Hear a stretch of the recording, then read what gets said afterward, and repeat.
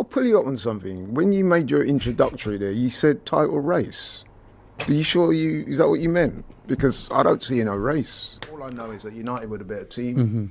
But at the end of the day, as I said before, Abby, the last time I checked, we were still 4 points clear. You are, so but there's no need to panic. I think, was it Gary Neville or one of those guys was saying... I think it was Roy Keane that was saying... Or Jamie Carragher, one of them, man, was saying that, listen, at the end of the day, it's still 4 points clear. Yeah. It's still in your own hands. But I feel like... Sorry to interrupt go on, you. carry on. I feel like none of you believe it. And I had a conversation with you a couple of weeks ago. Laurie isn't like that. No, to be fair. I had a conversation with you. Maybe it wasn't you. But I had a conversation with someone in this building a couple of weeks ago about a 7 points. Or maybe it was Kenya. At 7 points. Like, at 7 points, I feel like you haven't been that confident. I really don't. What, the fans or the players? No, like, you've been confident in terms of, like, showiness. Like, yeah, we're going to win the league, blah, blah, blah. You know, best team in the world, like Christian would say, etc. But, like, then if you, like, have a little wobble, it's like, I don't... like, you're saying it with chest, but, like, I don't know if you've got the belief. Does that make sense? I speak for myself now, right? I honestly believe that we're going to win the title. And the reason why I say that, and Kim will attest to this, because me and him have gone back and forth on DR Sports previously. At the start of the season, I'm not going to lie, I thought Liverpool might edge it, because I thought, given the fact they'd won it already, they'd spent so much money, they got Isak in, I thought, wow, you know what, I think they might edge us. But as soon as I started to see them tail off and implode pretty much in that first part of the season, I thought, there's only one team now that can really win it, it's us. Because I looked at City and I thought, City have flashes of form, but you said it yourself, guys, they've not been consistent. Whereas with Arsenal, and I've said it before, and I repeat it, we are not the most enthralling, but what we are is efficient. We've got a style of playing, it works. I honestly believe we've got the strongest squad and the deepest squad in the Premier League. And the fact that we've missed out previously, this has to be our year. I just couldn't see... If these last three games, these draws had have come in the middle of December, when City were unbeaten in 13... would you still have the same confidence, or is it because we've been so poor over the last month? You've not capitalised. I would still have been confident, but that is a good question. I might have been, but I honestly, as I sit here now, I can look you in the eye. I do believe you. I believe you. I think you are quite a rare one. Maybe. I agree with Abby. Like a lot of Arsenal fans I've been speaking to. You just mentioned talking something. about PTSD already. But I can understand that, because if you've been there before and effed up, then of course you're going to think. And I've spoken to fans, I'm not going to name them, that are quite close to me. Name and shame. They've privately said, boy, Laurie, man, the way these men are going, do you think they'll do it, really? And I've said, yeah, I think I see, like, if you look at some of the characters in this team as well, your Declan Rices, your Gabriels, your Timbers, people like that, I just think that we're a lot more solid than we've been in previous years. Added to that, with respect, you guys are not the same as you was. Liverpool definitely are not. It's ours to win. It's right away. It would be an implosion. It's yours to win. Cataclysmic proportion. It's yours to win and it's yours to lose. You mentioned before you've got a style of play that works. However, over the last couple games, there have been moments over the course of the season where that style of play doesn't always work, and you might draw a game, and you're like. One of the best version of Arsenal I've seen under Mikel Arteta is that first season you tried to go for the league and obviously you fell off at the end. But that's when you were at your best in terms of playing the best style of football, very open, utilising your attacking players because you've got so many good attacking options. You don't seem to have I don't know if plan B is the word, but you're so regimented and you're so set in your ways, and like that has worked for you for such a long time. You know, you are amazing at corners and set pieces, and it's almost like you get a penalty, like you hear the whole crowd cheer so much, like as soon as you have that, which is a testament to Nicolas Jover and what Arteta has built there. But you've got an amazing squad, you've got the best squad. Like, where is that freedom that Eze played with at Palace? Where is the freedom of Saka? Like, we only I'm not even digging them out in that sense, but you have to just look at the numbers, like to show you that the creative juices that usually would be a big factor in a team winning the league, it's not flowing, and that is quite odd. Like that when you need to switch gears, you don't switch gears. Yeah, I think that's a fair criticism. So who's that down to?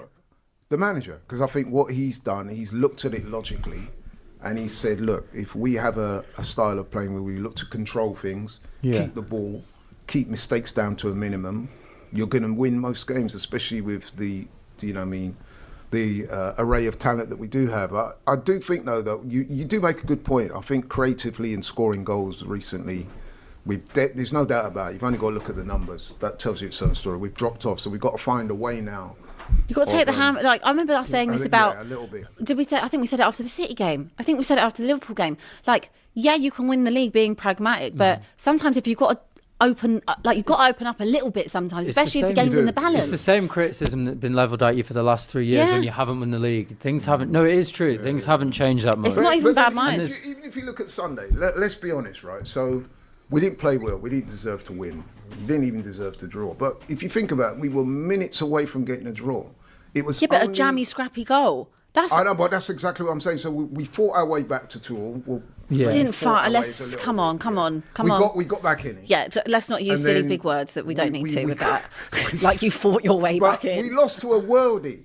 Yeah, you lost to two great goals. Yeah, but you deserved to lose, though. You actually lost. We did, but what I'm saying you is lost we were to a team. very close to getting a draw out of that. But you can say that. That goes to what I'm saying about we're very hard to beat. But you were also very, very close to not scoring in the 96th minute against City, and if you hadn't of, we would be top of the league right now. It's very fine margins, but you lost. On Sunday, you lost to a team that played with freedom and said, "Do you know what? We'll take our chances and we'll play through the lines." And we've seen how I think Harry Maguire said at the end of the game, he saw. Or they saw how you were against Liverpool, and they learnt lessons from how you played against certain teams and how you unless people are opening up for you, that is where you struggle unless it's a set piece. Which again, you've got to, if you're going to win the league. Look, it doesn't matter how you do it, and none of you will care at the end of the day as long as you get over the line. Exactly. But when you're in those moments against United or against a City or against a Liverpool, every time a big team comes to town, you do kind of wet the bed a little bit. Like, and I've always said it. Because of the Liverpool game. No. I'm saying it in general. Villa I could go back to last season. They're on a long unbeaten run. Okay, but all right. Everyone was saying, Villa win, they cut the points gap to this amount. I think the Villa ones. I think the Villa ones are red herring. I think they could have been 2-0 up at half time, and then Martinez makes a mistake which you would never assume he would make, and then they fall apart, which is fair enough. It's a good result 4-1. We made them fall apart. Yeah, but United made you lose. Like for example, we can't have the if buts and maybes one way, but for not him against the top six. Okay, so you take the Villa one out of it and the one earlier first game of the season against United. So you've got two results there against the top six so far this season. You've got 1-1 against City. You've lost 2-1 to Villa. You've lost 3-2 to Manchester United. You've drawn 1-1 to Chelsea. To 10-man Chelsea. You've lost 1-0 to Liverpool and drawn 0-0 to Liverpool. So yes, you've turned certain other fixtures around, like where you might have lost to the Brightons or the Brentfords or the Bournemouths. But actually still when you face the big teams and you have those big games where it's like, where's the dog in them? The dog's still not there fully. Like you would rather not lose the game than try and go and win the game. When we lost to Villa away, we did not deserve to lose that game. Honestly, I mean, we were... If you look at the stats, we were more than holding our own in that game. But there are a lot of games the other way that you could say Nkapia allowed the ball to run out. They got the throw in, and then there's a goalmouth scramble. Ball came to Buendia, put it away. We've not been played off the park by literally anyone. The closest one you could say that was United. And even if you look at the stats of that game, we had more shots on target, more shots on goal. It's just that they finished better. I think they only had 3 shots on goal in that game. Not many teams are going to beat Arsenal. So... I retain some confidence from that. So I guess what I'm saying is, yes, we're not the most aesthetically pleasing at times. We don't score enough goals. But over a long season, we will prove ourselves to be the best team in the Premier League. And if you don't? Then that's another conversation. I honestly can't see that happening, Abby. As I sit here now, honestly, I think we'll go to Leeds this weekend. We'll beat them. It will be a tough game because Leeds are, they're fighting for their lives. They're on a little bit of form. Drew yesterday. That's not going to be easy. But when I look at how the two teams match up, we'll beat Leeds. What do you think, and Kim? then we'll be back on it again. Like from a City perspective, like obviously, bar the weekend's result, you've just come off the back of having 2 really poor results against United and against Bodo. The 2 worst performances I've seen from City in an incredibly long time. It's difficult, right? Because I came on here when I first came on, which was October, and I was absolutely... I think we were 8 points behind, and I was still very confident we'd win the league. And football is an emotional sport. Correct. And the last, I would say, from The Sunderland draw, I will let them off for that. I think we should have won. We had so many chances, and Sunderland's a difficult place to go, whatever. We didn't concede many chances. We drew there as well. You drew there. The Chelsea game, inexcusable to concede in the 94th. The Brighton game was a shambles. And then United was just an absolute disgrace. That performance was completely unforgivable. I don't care if you're in a title race or in a relegation scrap. You don't play like that against your rivals. Agree. You can't do that.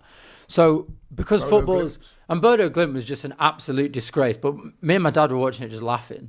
Like, what can you do? So that's two disgraces on the trot. It's two disgraces, yeah. And they are disgraces. Let's not get it mixed up. Like, they are really, really poor performances where you've not shown any heart. You've not shown any, like, cojones, whatever you want to call it. You've not shown any bottle.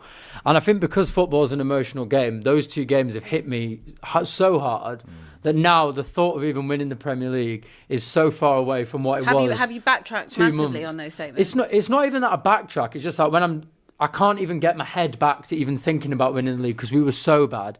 But if I look at it, you don't have a ruthlessness. Neither do we, by the way. Yeah. Haaland scored 1 penalty in 7 games. He's been very poor. Phil Foden, who was in people's team of the season so far in December, has just been absolutely dreadful, right? So we don't have that ruthlessness either. But you say we don't have a ruthlessness, Kim. I would...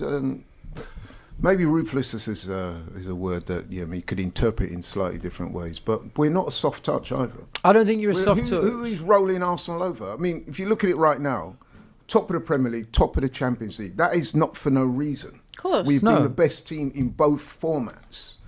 They don't give that to you, you know what I'm saying? I know there's still 15 games to go, but that tells its own story.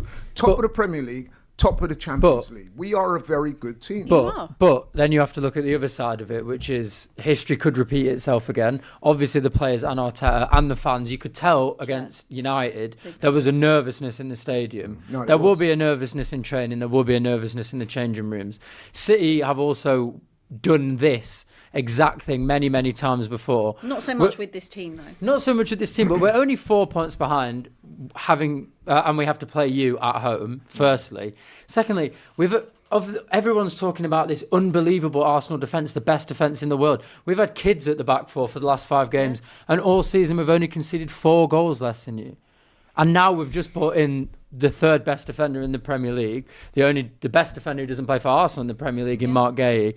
We've got Semenyo who's hitting a run of form. It's not completely unfathomable that we could go on a serious run of form over January, January's almost over February, over March, over April, like we have done many, many times before. So, like, my head, weirdly, is confident. My heart is negative because of what I've seen over the last 2 games. But I also think that we're not taking into account Villa.